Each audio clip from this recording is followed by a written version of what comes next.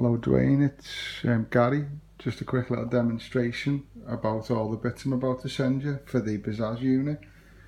Okay, it'll be the box, the instructions, a few bits and bobs there that the traction control light and the switches come in separately. The unit itself, okay, got the coil lead, got the injection lead, got the flashing light, okay, for the traction control. Got the quick shifter as well plugged in. As I said, that can be fitted to the small rod on your Gillies rear sets. A couple of little sensitivity buttons there as well, plus and minus, and then the switches as well, okay. Where they're fitted that way round, you've got the traction control switch, which goes north, and then you can click that around to -5 and then +5, and then you've got the map switch as well, which is with it up, then that's map 1, and with it down, that's map 2. I'll just plug in now and then show you the unit working. Okay, so I can plug in the Bazzaz unit directly to the laptop.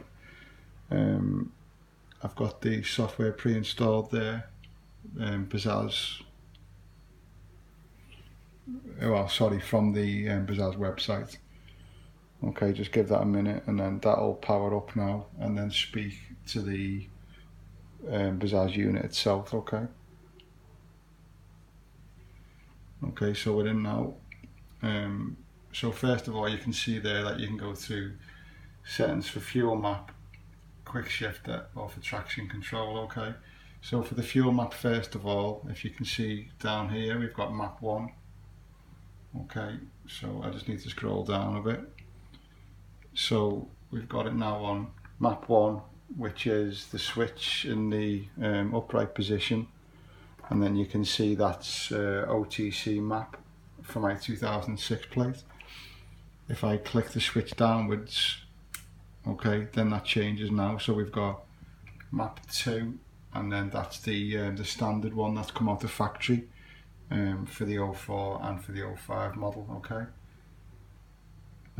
I'll go back to switch position 1, which is again up, yeah, so we're back to the OTC map, okay. So it'll use that fuel map there then. If we go on to quick shifter, that's the same again, okay, so you can alter the quick shifting times in between gears, 1 to 2, 2 to 3, 3 to 4, and so on. These are the ones that I had it set to for but again that can be changed for both maps, okay. So we can click the switch downwards and then we get map 2, so you could have different readings in here for both your maps.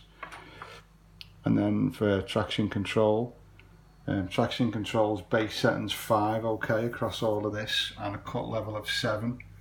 Any of these can be just kind of highlighted and then changed, but I used to find that they used to feel fine set to 7. If all of this gets left set to 5, that's the same again, and then you can switch between map 1 and map 2, okay, depending on if you did have different settings, say one for the wet and one for the dry, or one for the road and one for the track. The traction control trim switch, okay, see the little white line on there now set to 0, and you can also see their traction control switch, yep, set to 0. I'm trying to get both in the same shot here. So if I go, so for instance, I can go +1, +2, +3. So each of those clicks there, that's giving it an extra click of traction control. So that's now taken that you've got the 5 from your base setting +5 on your switch. So that'd be maximum traction control, okay. That would be set at 10 now, and then you can come down one click at a time, right the way down to 0. So in fact, although the switch is set to 0, you've then got 5 as the base setting, yeah, for your traction control.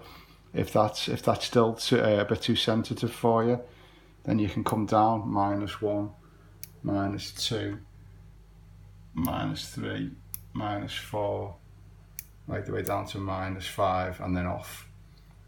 Okay, so well, basically -5, and then off on this setting is going to be the same. So we've got 5 as our base setting, and then we're going to -5 off that, which essentially brings it down to 0, which should be off. Okay, I'll just put that back up to, okay, back up to +5. So the traction's now set at 10, which is the most sensitive setting. Okay. On the quick shifter, there's a couple of inserts that you can take out depending on the fitment for yourself. So,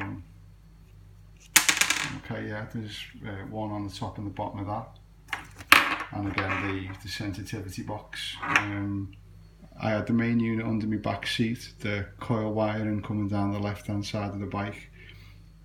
Sorry, the injection wiring coming down the left hand side of the bike, the coil wiring going down the right hand side of the bike. The quick shifter on the back of the Gillies rear sets, replacing the small shift rod, and then the sensitivity switch mounted under the rider's seat, so I could easily take the rider's seat off if I needed to change the sensitivity. I didn't need to, by the way, it was fine. Okay, great. I'll get this packaged up for you anyway and in the post. Cheers, bye.